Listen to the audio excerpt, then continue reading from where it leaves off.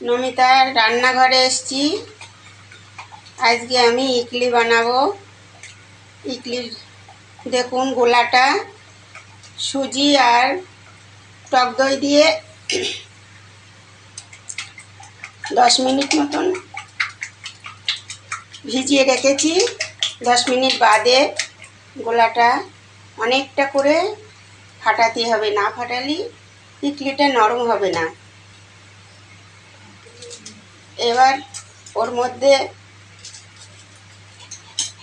ইনো add করছি। ইনো add করে দেখুন সঙ্গে সঙ্গে গোলাটা ফেটে গেছে।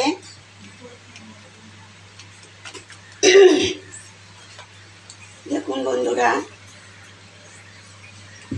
গোলাটা ফেটে গেছে।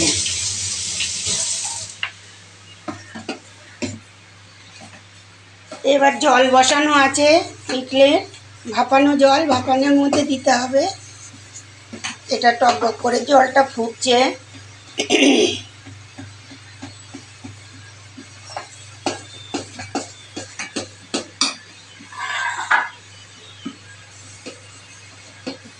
এবার ইডলির থালিটি,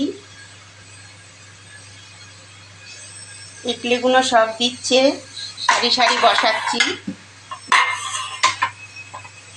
দেখুন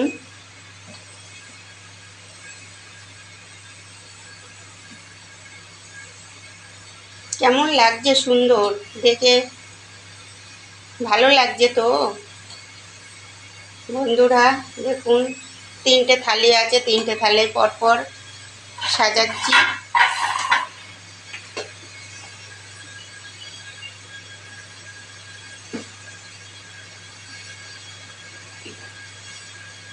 কত সুন্দর গ্রেভিটা ফেটে গেছে, দেখুন একদম পারফেক্ট।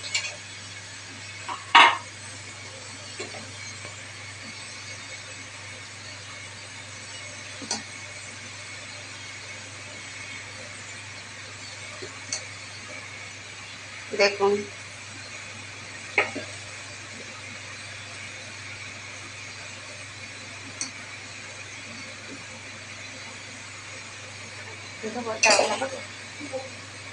এবার দেখুন জলটা হয়ে গেছে। জলের মধ্যে এক এক করে ইডলির থালাগুলো বসিয়ে দিচ্ছে। দেখুন ইডলি হয়ে গেছে, সামলার ডাল আছে।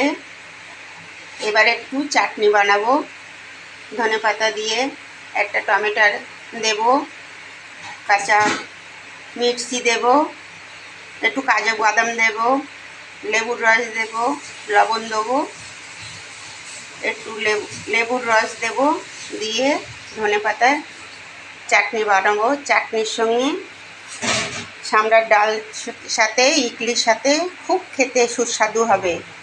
আপনাদের ভালো লাগলে কমেন্ট করে জানাবেন, সাবস্ক্রাইব করবেন,